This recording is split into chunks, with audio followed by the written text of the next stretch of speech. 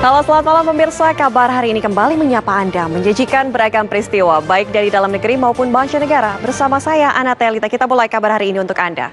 Informasi pertama, area smelter milik perusahaan tambang nikel PT Obsidian Stainless Steel atau OSS di Kabupaten Konawe, Sulawesi Tenggara terbakar.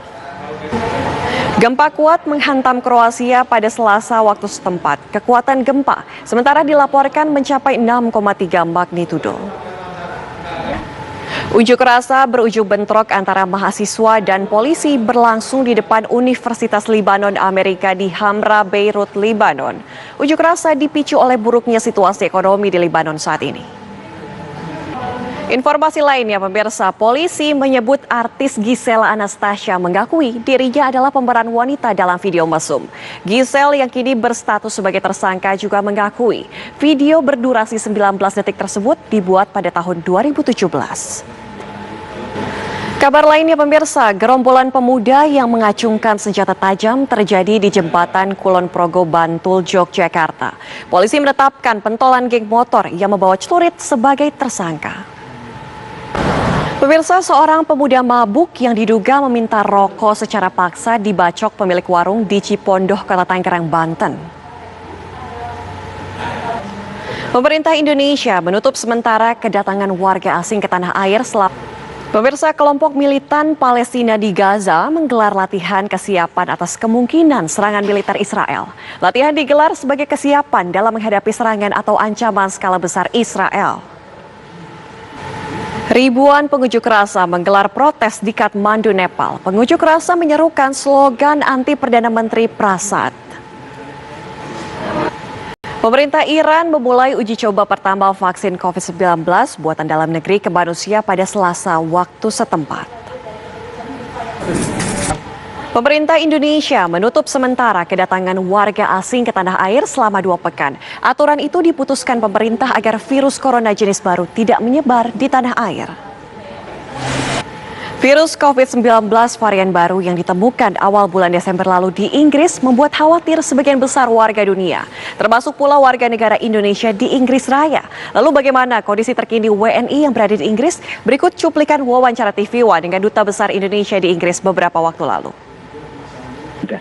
Pemirsa, Bangladesh merelokasi kelompok kedua pengungsi Rohingya.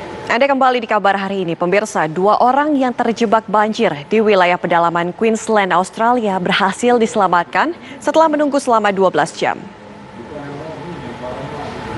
Bangladesh merelokasi kelompok kedua pengungsi Rohingya ke sebuah pulau di Teluk Benggala. Mereka dipindahkan dari kamp pengungsi Cox's Bazar yang sudah penuh oleh sesak oleh pengungsi. Pemirsa, gelombang dingin melanda wilayah utara dan barat laut Cina. Suhu udara ekstrim hingga minus 40 derajat Celcius terjadi di beberapa wilayah. Pengadilan Negeri Jakarta Selatan mencabut surat. Pemirsa, sebuah kapal pukat Rusia tenggelam di bagian utara Laut Barents. 17 awak kapal masih dinyatakan hilang. Militer Rusia menggelar latihan di tengah salju tebal di wilayah Kemerovo. Pemirsa, 1 orang tewas sementara 13 orang lainnya terluka dalam sebuah ledakan bom bunuh diri di ibu kota Kabul, Afghanistan. Pengadilan Negeri Jakarta Selatan mencabut surat perintah penghentian perkara atau SP3 atas kasus chat HRS dengan Firza Hussein pada tahun 2017 lalu.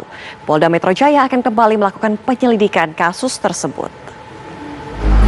Sementara itu, kuasa hukum HRS Aziz Yanuar menilai ada yang janggal dalam putusan PN Jakarta Selatan yang mencabut kasus chat HRS Firza pada tahun 2017 lalu. Aziz menyatakan pencabutan SP3 kasus chat HRS adalah penggalihan isu. Ia juga mempertanyakan gugatan perkara nomor 151 yang sudah diputus, padahal untuk perkara nomor 150 baru akan dipersidangkan 4 Januari 2021 mendatang. Sepasang suami istri ditangkap polisi karena melakukan pencurian di rumah artis Jeremy Thomas. Keduanya melakukan kejahatan saat masih bekerja sebagai asisten rumah tangga di rumah Jeremy Thomas. 2 orang Rusia berkreasi membuat pertunjukan olahraga ekstrim. Selancar dikombinasikan dengan ski air lalu ditarik truk di danau. Seperti ini aksi mereka. Informasi tadi menutup jumpa kita malam ini. Perbarui terus informasi Anda dengan mengakses laman tv1news.com. Saya Anatelita pamit undur diri. Terima kasih, selamat malam, sampai jumpa.